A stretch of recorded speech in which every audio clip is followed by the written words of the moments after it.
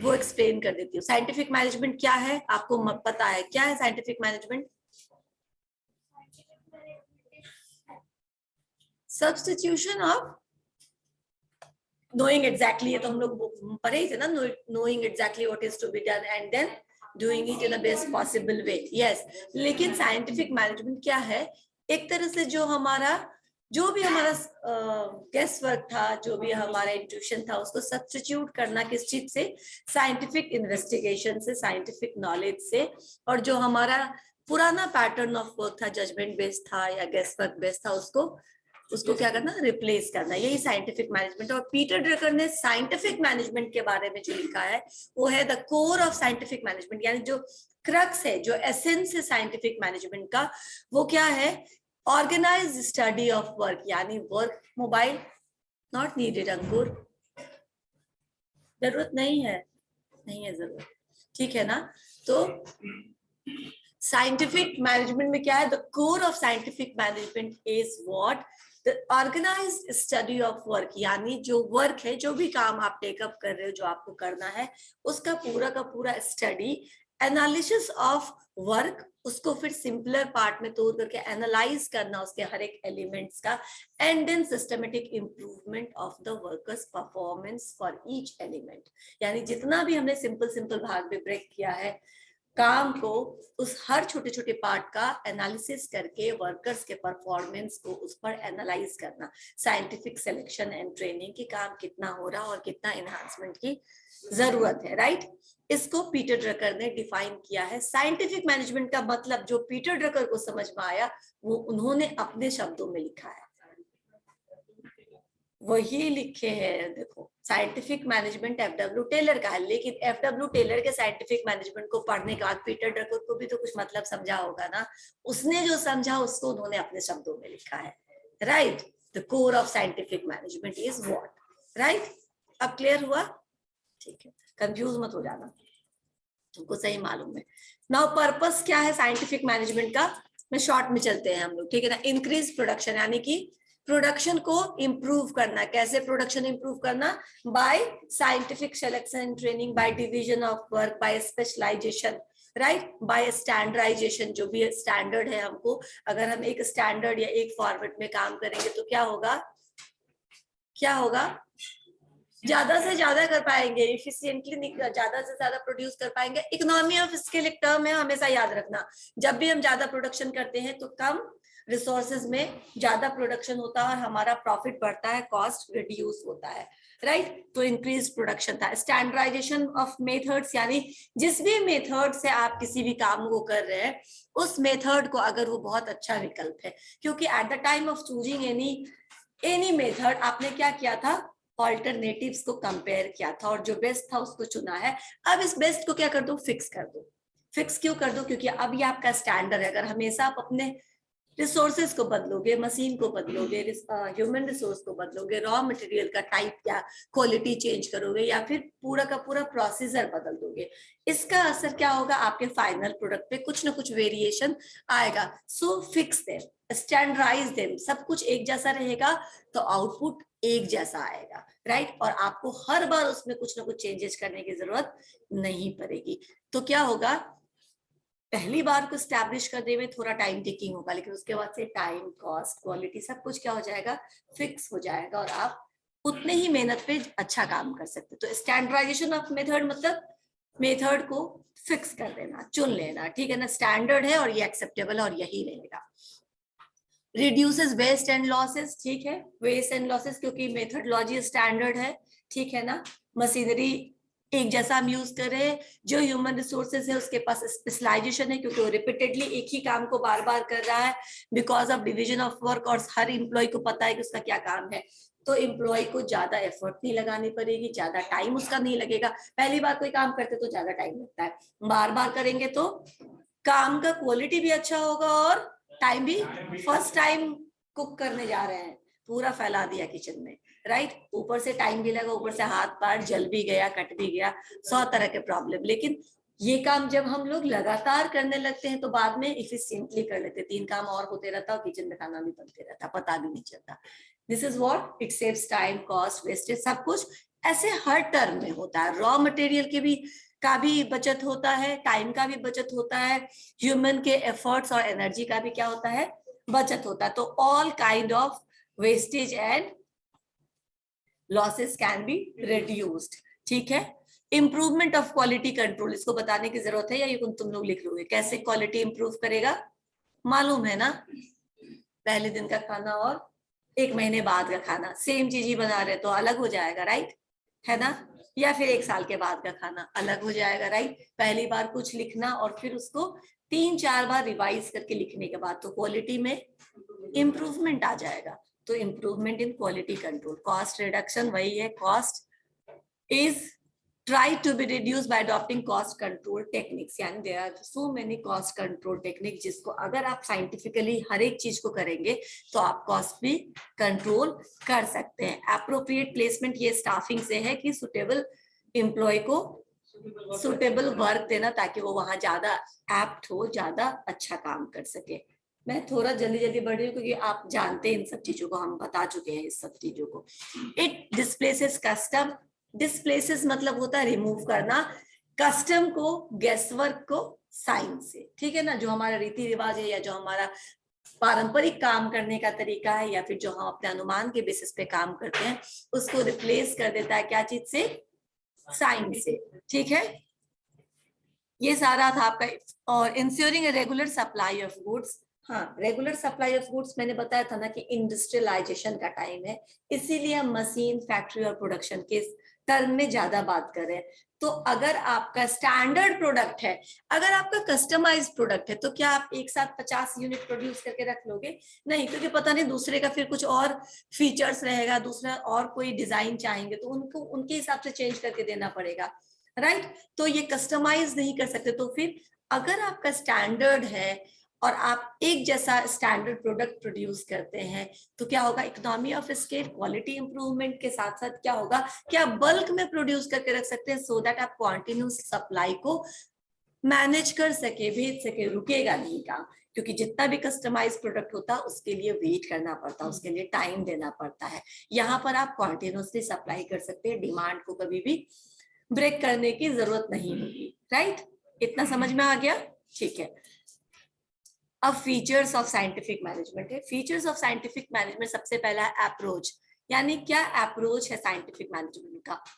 Systematic, science है तो systematic तो होगा ही, क्योंकि science is the study of systematic study को ही हम साइंस बोलते हैं। उसके बाद और क्या होगा, एनालिटिकल है, यानी एनालाइज करिए छोटे छोटे एलिमेंट्स के, एक एक एलिमेंट को। आगे हम उसी की तरफ जा रहे हैं जो मुझे बताना है, यानी कि टास्क के एक एक पार्ट को स्टडी करिए, राइट? अब उसमें किस क्या क्या स्टडी हो सकता है, I will let you know. इसके बाद objective approach to solve industrial problems, यानी सब्जेक्टिव, बहुत इलैबोरेटिव नहीं है, गोल पहले, ऑब्जेक्ट पहले, एंड देन उस ऑब्जेक्ट को हासिल करने के लिए आप काम करें। तो सबसे पहले गोल डिसाइड किया जाए, what is to be done, right? क्या करना है, यानी ऑब्जेक्टिव अप्रोच होना चाहिए। जो करना है उसको पहले क्लियर करो और फिर काम करने का तरीका पता करो। ऐसे ही नहीं करते जा रहे, जो मिल गया वो मिल गया, ये फिर साइंटिफिक अप्रोच नहीं होगा।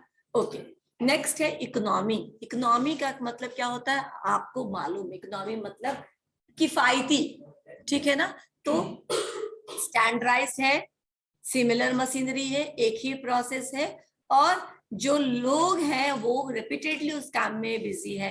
तो हर तरीके से ये इकोनॉमिक होते जाता है, आपको ज्यादा प्रॉफिट करने का लिवरेज देता है या लिबर्टी देता है, राइट? इसीलिए इकोनॉमी है ये इसका एक feature. Definite plan, why definite plan? क्योंकि आप काम शुरू करने से पहले क्या करते हैं, पूरा स्टडी करते हैं, ठीक है ना? छोटे छोटे एलिमेंट्स को अलग अलग बांट करके एनालाइज करते हैं और तब जाकर के कोई एक प्लान स्टार्ट करते हैं और फिर वो आपका फिक्स प्लान हो जाता है, राइट? डेफिनेट प्लान हो जाता है। डिस्कार्ड्स ओल्ड मेथड, डिस्कार्ड मतलब त्यागना, ओल्ड मेथड का त्याग एक फीचर है, इसको एक्सप्लेन करने की कोई जरूरत नहीं है, जानते हैं आप लोग। किसी को नहीं समझ में आए तो पूछना, अदरवाइज मैं ये मान के चल रही हूँ कि हम लोगों ने ये सब डिस्कस कर लिया है, इसीलिए इस पे ज्यादा टाइम नहीं दे रहे। पर फिर भी नहीं समझ में आए तो पूछो। डिस्कार्ड का मतलब त्याग करना, छोड़ना। इम्फेसिस, किस चीज पर इसका इम्फेसिस है? इम्फेसिस मतलब जोर, किस चीज पे इसका जोर है? Man, material, machinery, technology, right. जो भी है, जितना भी फैक्टर ऑफ प्रोडक्शन है, कहीं पे भी वेस्टेज नहीं होना चाहिए, ना लेबर का, ना मटेरियल का, ना मनी का, ना टेक्नोलॉजी का। यानी जो जहां पे सुटेबल है उसको वहीं पे यूज करना चाहिए। तो इस तरीके से क्या होगा, इसका एम्फेसिस है नो वेस्टेज। किसी भी लेवल में, किसी भी मटेरियल में कहीं कोई वेस्टेज नहीं करेंगे, क्योंकि जितना हम कंट्रोल और जितना एफिशिएंसी एक्सरसाइज करेंगे वो उतना ही प्रॉफिटेबल होने वाला है ऑर्गेनाइजेशन के लिए। It attempts to develop each man to his greater efficiency and prosperities. Explain कर सकते हैं हम लोग।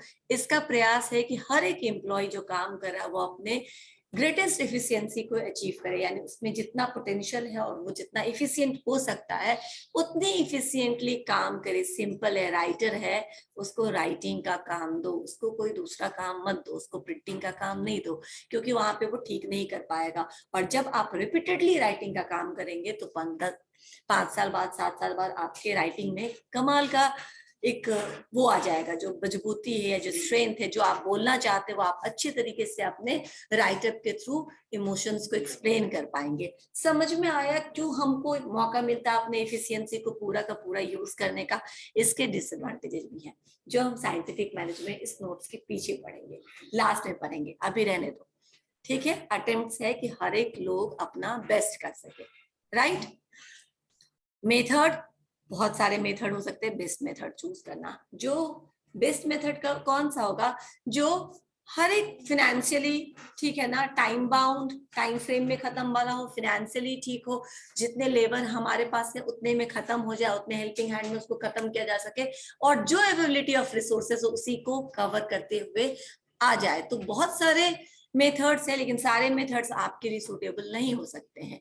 सो analysing and choosing the best method जो आपको सबसे सूट कर रहा है, ठीक है। Definite aim, objective, goal oriented, वही बात है।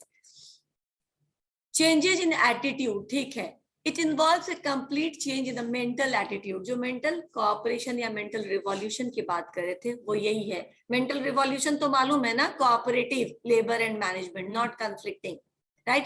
कंफ्लिक्ट मतलब हमेशा स्ट्रगल होते रहना, झंझट होते रहना, फ्रिक्शन का होना, लेकिन removal of that friction because you people are complementary to each other, आप एक दूसरे के पूरक के रूप में काम करें। तो ये मेंटल चेंज इन एटीट्यूड का पॉइंट है। Okay, set of rules accordance with laid plan so that objectives can be achieved.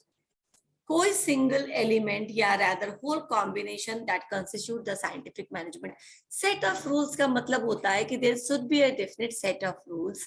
क्योंकि जब आपके पास definite plan रहेगा, definite set of rules रहेगा, तभी आप objective को achieve कर पाएंगे, right? कोई एक एलिमेंट नहीं है जो अकेला आपको क्या करेगा, ऑब्जेक्टिव पहुंचा देगा। बहुत अच्छा ह्यूमन रिसोर्सेज है तुम्हारे पास, सारे एक्सपर्ट्स हैं, लेकिन अदर रिसोर्सेज का अभाव है, तो फिर क्या होगा, वो हिंडरेंस कर सकता है। बहुत सारा कैपिटल है आपके पास लेकिन टाइम और ह्यूमन रिसोर्सेज कम है, तो भी आपका गोल, यानी हर एक एलिमेंट ऑफ रिसोर्सेज जो है वो अपने लिए रिस्पॉन्सिबल है, आपके लिए सारे एलिमेंट्स का कॉन्ट्रीब्यूशन है ऑब्जेक्टिव्स को अचीव करने में। समझ में आ रहा है?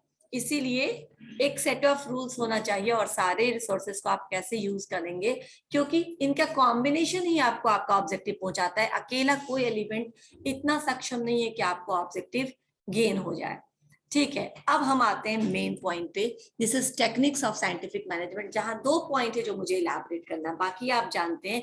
एक था उसमें फंक्शनल फोरमैनशिप, ठीक है ना। फंक्शनल फोरमैनशिप में मैंने बोला था कि 2 डिपार्टमेंट होते हैं, प्लानिंग डिपार्टमेंट और प्रोडक्शन डिपार्टमेंट। मैंने आपको प्लानिंग एंड प्रोडक्शन डिपार्टमेंट में 4 एक्सपर्ट्स के नाम बताए थे, क्या थे वो नाम? अब आज बताइए आप लोग। Route clerk, instruction card clerk, time and cost clerk and discipline. आपको इन चारों के फंक्शन मालूम है? Route clerk is responsible for deciding the overall route, ठीक है ना, कहाँ कहाँ पास करेगा और कैसे रॉ मटेरियल से फिनिश गुड बनने का क्या रास्ता होगा, क्या लेआउट होगा, कहाँ से किस वर्क स्टेशन के बाद किस वर्क स्टेशन पे सामान जाएगा, एंड फर्दर वो आगे कैसे कैसे प्रोसेस होगा, राइट। रूट क्लर्क का काम है। इंस्ट्रक्शन कार्ड क्लर्क, जो भी रूट क्लर्क ने तैयार किया है उसके हिसाब से इंस्ट्रक्शन कार्ड तैयार करके हैंड ओवर करेगा प्रोडक्शन डिपार्टमेंट को, ठीक है। उसके बाद time and cost, you know time and budget को डिसाइड करना, कितने टाइम फ्रेम में खत्म करना है और क्या बजट एसोसिएटेड है। डिसिप्लिन ऑफिसर आपको मालूम है। तो ये चारों हमने यहाँ पे एक्सप्लेन किया है, लिख दिया है चारों के बारे में थोड़ा थोड़ा, जो वहां पे लिखा मैंने नहीं था, बस नाम मैंने मेंशन किया था। यहाँ पे है अब प्रोडक्शन डिपार्टमेंट के जो स्पेशलिस्ट है वो कौन कौन से हैं? Speed boss, gang boss, repair maintenance boss and inspector, quality inspector. आपको चारों के फंक्शंस मालूम है, एक्सप्लेन करूं या रहने दूं? इंस्पेक्टर इज क्वालिटी इंस्पेक्टर, ठीक है ना। जब भी हम कहीं कुछ प्रोड्यूस करते हैं, काम हो रहा है, तो जो आपका बेंचमार्क है, यानी जो आपका सेट स्टैंडर्ड है, उस स्टैंडर्ड से मैच कर रहा है या नहीं कर रहा है जो अभी का बैच का प्रोडक्शन है, राइट। अगर वो मैच कर रहा है तो आप पूरे बैच को क्वालिटी सर्टिफाइड करके ना, देखोगे टिक का निशान होता है और लिखता है क्वालिटी अस्योर्ड, यानी कि हमने चेक कर लिया है ये सही है, किसी भी तरीके से इसमें कोई प्रॉब्लम नहीं है। तो वो टेस्टिंग हर एक प्रोडक्ट का होता है, ठीक है ना, हर एक प्रोडक्ट का होता है, ताकि आप ये समझ सके कि वो सेफ है, हाँ यूज करना इसमें सेफ है। तो क्वालिटी टेस्टिंग इंस्पेक्टर का ही काम होता है, इसलिए यहाँ लिखा है इंस्पेक्टर, पर तुम समझ लो क्वालिटी इंस्पेक्टर भी लिखोगे तो सही है, क्योंकि दे give you they certify the product or the services कि they are as per the standard of the company। समझ में आ गया? स्पीड रिपेयर गैंग बॉस को एक्सप्लेन करूं। गैंग बॉस मतलब टीम लीडर, जो पूरे के पूरे प्रोडक्शन टीम के लिए रिस्पॉन्सिबल होगा। स्पीड बॉस जो ह्यूमन रिसोर्सेज या मशीन या टूल्स अपने एवरेज स्पीड से काम कर रहा है उसको इंश्योर करेगा, और अगर नहीं काम कर रहा है तो उसको रेक्टिफाई करा के ठीक करा करके तब प्रोडक्शन शुरू करवाएगा। Repair and maintenance speed boss भी बोल सकता है। रिपेयर मेंटेनेंस की अपनी भी रिस्पॉन्सिबिलिटी कि वो चेक करता रहे कि कोई भी मशीन जो है वो ब्रेक डाउन नहीं हो, उसका वो टूटे फूटे नहीं, क्योंकि बीच में अगर रुकेगा प्रोडक्शन प्रोसेस तो क्या हो जाएगा, नुकसान होगा, और आप टाइम फ्रेम को और कॉस्ट को नहीं कवर कर पाएंगे, ठीक है ना, नहीं मैच कर पाएंगे। क्लियर? ठीक है, ये हो गया। अब ये तुम लोगों को मैंने नहीं बताया था मेरे ख्याल से, वर्क स्टडी बताया था ना, सिस्टमेटिक या साइंटिफिक स्टडी ऑफ वर्क, एक पॉइंट था टेक्निक में जिसको मैंने एक्सप्लेन नहीं किया था। वहां पे भी मैंने आपको 4 पॉइंट बताए थे, method study, motion study, fatigue study and time study. सिर्फ यही बोला था, इसी पॉइंट को समझाने के लिए मैंने ये रखा है, क्योंकि इसमें से शॉर्ट नोट्स भी आ सकता है, पूछा जा सकता है आपसे कि what do you mean by scientific study of work, या फिर what is motion study, what is fatigue study, या लिख करके ऑब्जेक्टिव, ठीक है, फिलिंग द ब्लैंक्स या टिक। ये आपको नहीं मालूम होगा अगर मैं इसको एक्सप्लेन नहीं करूंगी, तो सिंपल है। वर्क स्टडी का मतलब ये है ना कि हमने कहा ना कि breaking down the task into simpler elements and then analyzing each thing about each element, यानी कि कॉम्प्लेक्स टास्क को छोटे छोटे टास्क में डिवाइड कर दिया। अब इस छोटे छोटे टास्क में हर एक टास्क को के लिए आप स्टडी करिएगा, 4 स्टडी करिएगा तो वो टास्क में कंप्लीट स्टडी हो जाएगा। क्या क्या? एक मेथड का, ठीक है ना, कि इस काम को किस तरीके से करें। कॉम्प्लेक्स टास्क का एक छोटा पार्ट को भी स्टडी करने की जरूरत है, क्योंकि उसके लिए भी कोई तरीका अपनाएंगे आप, कोई तो प्रोसेस होगा ना जिससे उस काम को आप करेंगे। तो मेथड स्टडी यानी उस पार्ट ऑफ टास्क को, उस छोटे से एलिमेंट को जो आपके टास्क का एक छोटा सा एलिमेंट है, उसके लिए आप पता करिए कि इसके लिए सबसे अच्छा मेथड कौन सा है। Again what you are doing, you are generating so many alternatives and then developing that method जो सबसे apt है, जो रिसोर्सेस को ध्यान में रखते हुए आपके लिए सबसे suitable है। तो मेथड स्टडी एक छोटे से, जैसे ट्रांसपोर्टेशन एक पार्ट होता है किसी काम का, पूरा तो पूरा कोई काम नहीं है ट्रांसपोर्टेशन में, रॉ मटेरियल मंगवाना और फिनिश गुड्स को भेजना, इतना ही काम है। लेकिन ट्रांसपोर्टेशन ही अगर करना है तो किस तरीके से करें, ठीक है ना, कौन सा तरीका जो है वो सबसे इफेक्टिव होगा, ट्रक यूज करे, पिकअप यूज करे, नियर बाय स्टोरेज रखे या दूर में स्टोरेज रखे, जो भी है उस सब का कुछ ना कुछ कॉस्ट है, ठीक है ना। Handling of raw material having their own cost, आप इस कॉस्ट पे कैसे कट डाउन कर सकते हैं, और इस कॉस्ट को कट डाउन करने के लिए दूसरा प्रॉब्लम ना क्रिएट कर लीजिए, क्योंकि यही प्रोडक्शन हो रहा है और यही आपने अपना सारा सामान रखा है, कभी कोई प्रॉब्लम हुआ तो पूरा का पूरा सब कुछ एक साथ खत्म हो जाएगा। तो ऐसा नहीं है कि बिल्कुल से नजदीक में रखो वर्क स्टेशन के, लेकिन इतनी दूर भी नहीं रखिए कि ट्रांसपोर्टेशन में आपका बहुत समय और बहुत पैसा बर्बाद हो जाए। तो मेथड स्टडी के अगर एक छोटा काम करना है, उस काम को भी किस तरीके से किया जाए इसका एनालिसिस करना, तब वो साइंटिफिक स्टडी ऑफ वर्क होगा। ठीक है, मेथड स्टडी मतलब होता है कि कौन से तरीके से आप काम करेंगे ताकि वो सूटेबल काम होगा। ठीक है ना, तो आप बहुत सारे मेथड को एनालाइज करिए और फिर एक मेथड को चुन करके उसको फिक्स कर लीजिए, स्टैंडर्डाइज कर दीजिए। क्लियर। दूसरा है इसका मेथड स्टडी में एक सेरेडियम निमोनिक जिसको बोलते हैं। मैंने एक बार पहले भी तुम लोगों को बताया था कि निमोनिक क्या होता है। याद करने का, किसी चीज को लर्न करने का तरीका होता है, मैंने पीटर ड्रकर के टाइम में बताया था। तो ये जो निमोनिक है इसमें आपको क्या याद रखना है, सेरेडियम बोलते हैं, SREDIM। सेरेडियम याद रखो, S for select the task to study, यानी टास्क का, पूरे कॉम्प्लेक्स टास्क का कौन सा पार्ट पे भी आप स्टडी करने जा रहे हो, उस पार्ट को आप पहले सेलेक्ट करिए। यानी जो भी टास्क आपने टेकअप किया है उसको आप चुनो पहले स्टडी करने के लिए। S for study of the task, selection of the task, right. उसका दूसरा हो गया रिकॉर्ड द फैक्ट्स। जो भी टास्क आप करने जा रहे हैं उससे जुड़ा हुआ जो भी फैक्ट्स है, जो नॉलेज है, जो अभी तक एक्सप्लोर किया गया है, जो कहीं किताब में लिखा है या जो कोई आपको बता रहा है अपने पर्सनल एक्सपेरिमेंट से, उस फैक्ट्स को, ठीक है ना, रिकॉर्ड करिए। एग्जामिन दिस, फिर उस रिकॉर्डेड फैक्ट को क्या करेंगे, रिसर्च में नॉर्मली हम ऐसा करते हैं ना, रिसर्च से जुड़ा जितना भी स्टडी है उसको पहले इकट्ठा करते हैं, फिर हम उसको एनालाइज करते हैं, एग्जामिन करते हैं। एग्जामिन करिए मतलब कि उसके बारे में पढ़िए। पहले तो आपने क्या किया, टास्क को सेलेक्ट किया, उसके बाद क्या किया आपने, रिकॉर्ड ऑफ द फैक्ट्स किया, उससे जुड़ा जितना भी अभी तक साक्ष्य है या जो भी लोग अपना शेयर कर रहे हैं अपना एक्सपीरियंस की कैसे हुआ था उसको रिकॉर्ड करिए, और अब उसको स्टडी करिए या एग्जामिन करिए या एनालाइज करिए, जो भी आपको बोलना है। ई फॉर एग्जामिन दिस, सेरेडियम का S for selection, R for recording, E for examine the facts.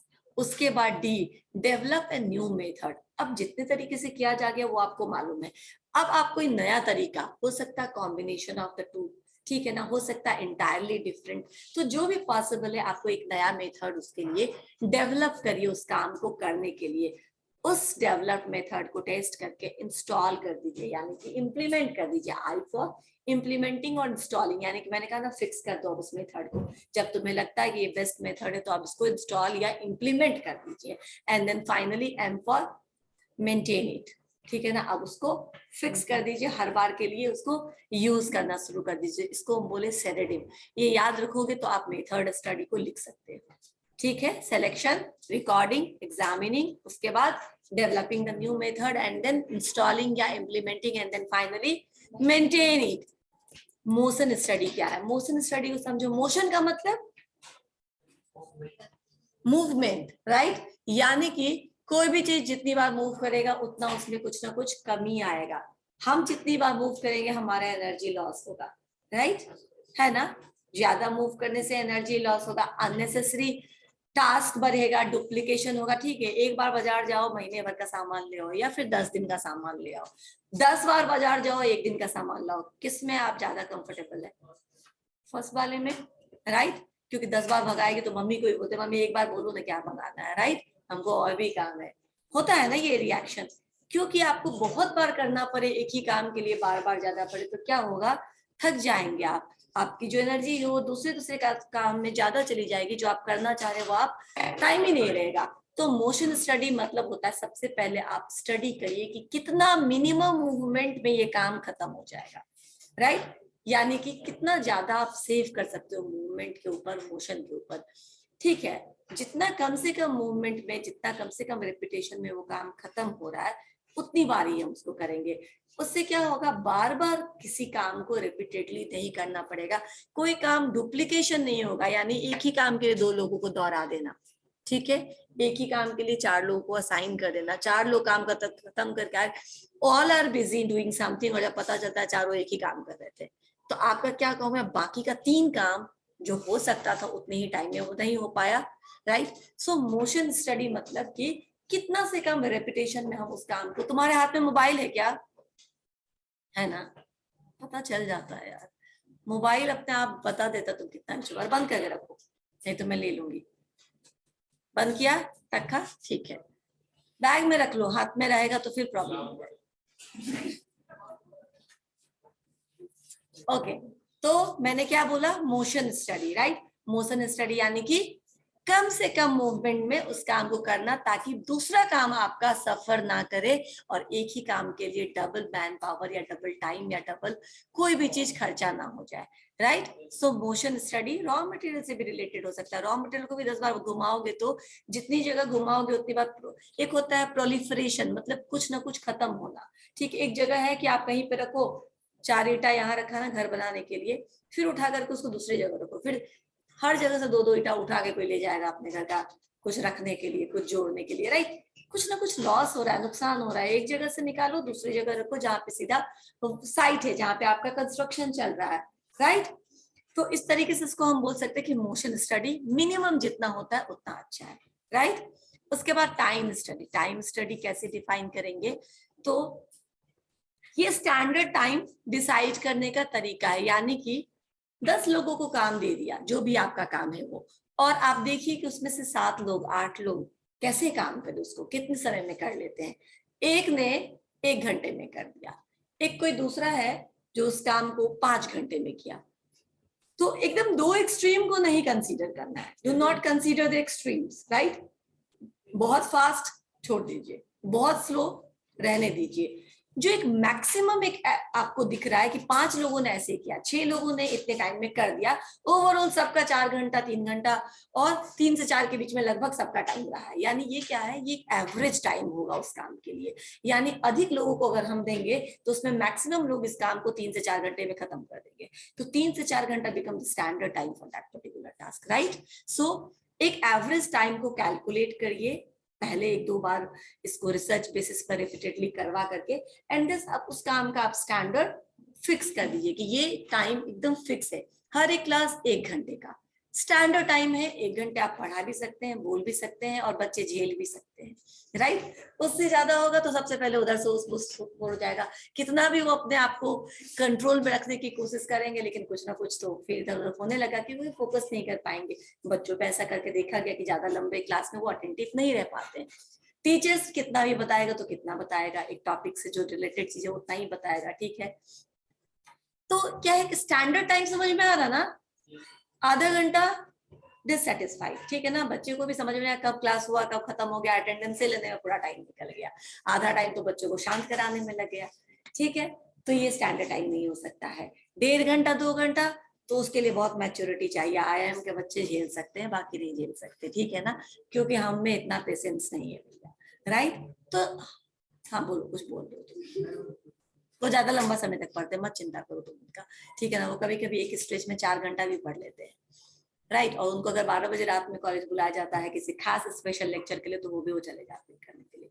वो अद्भुत होते हैं, बच्चे ही होते हैं, हमारे तुम्हारे जैसे ही होते हैं, ठीक है ना। उनके भी वैसे, तब वो उनका लेवल ऑफ मैच्योरिटी की बात हम कर रहे हैं ना, इसलिए हम बोले जब मैच्योरिटी की बात करें, एवरेज लोगों को लेकर चलना है अभी, ठीक है ना, जिसमें ज्यादा लोग एडजस्ट होते हैं। Why to, we are not talking about extremes, इसीलिए मैंने कहा कि एक्सट्रीम्स को छोड़ दो, वी आर टॉकिंग अबाउट जिसमें ज्यादातर लोग आ जाए, ज्यादातर लोगों के लिए जो नॉर्मल है, राइट। तो वो नॉर्मल आपने टाइम को फिक्स कर दिया उस काम करने के लिए। नॉर्मल लोग, नॉर्मल टीचर्स, नॉर्मल स्टूडेंट उतने में कंफर्टेबल है, अच्छे से काम कर सकते हैं इफेक्टिवली एंड इफिशिएंसी, क्योंकि आपको इतना भी बचत नहीं करना है कि क्वालिटी के साथ में। हमेशा बोलते हो कि मैनेजमेंट का मतलब कभी ये मत समझ लेना कि का मतलब है कि आप कंजूसी से काम करो। क्वालिटी कॉम्प्रोमाइज नहीं बोल रहा है, ये बोल रहा है वेस्टेज को कम करो, नॉट कि रिसोर्सेज को मत यूज करो। लेकिन जो हम, मैंने कहा ना कि 2 बाल्टी में 1 दिन का काम चल सकता है, तो आप ठीक है, किसी दिन नहीं आपने 2 बाल्टी में चला लिया, बहुत है तो आपका 4 बाल्टी में काम चल जाएगा। अगर 2 बाल्टी में चल रहा है तो 4 बाल्टी में अच्छे से चलना चाहिए। लेकिन हम 10 बाल्टी यूज करते हैं एक दिन, क्यों? क्योंकि हमको नहीं समझ में आता कि ये रिसोर्सेज है और इसको कम यूटिलाइज करना चाहिए। इफिशियंसी से यूटिलाइज करना और वेस्टेज में जब डिफरेंस समझ में आ जाएगा तो ये सब सारी बातें समझ में आने लगेगी, ठीक है ना। हमारे यहाँ सबके यहाँ RO लगा हुआ, सबका पानी ऐसे गिरते रहता है, ठीक है ना। हम उसको सेव कर सकते हैं, चलो ठीक है, 5 बाल्टी नहीं सेव कर सकते, 3 बाल्टी तो सेव कर सकते हैं उसका, राइट। जो 5 बाल्टी दूसरी तरह से बहते रहता है उसको सेव कर सकते हैं, क्योंकि घर में बहुत सारे ऐसे काम होते हैं जिसके लिए एकदम से मिनरल वाला वाटर, RO से निकला वाटर या फिर बहुत प्यूरिफाइड वाटर की कोई जरूरत नहीं है। झाड़ू पोछा के लिए क्या जरूरत है उस पानी की, प्लांट को वाटर करने के लिए क्या जरूरत है उस पानी की, राइट?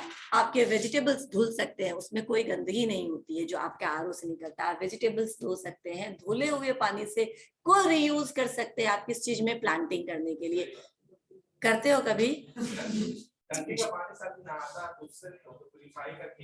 हाँ तो उसको तुम क्या यूज करते हो, मैं यही पूछ रही हूँ, सही बात है, क्या करते हो?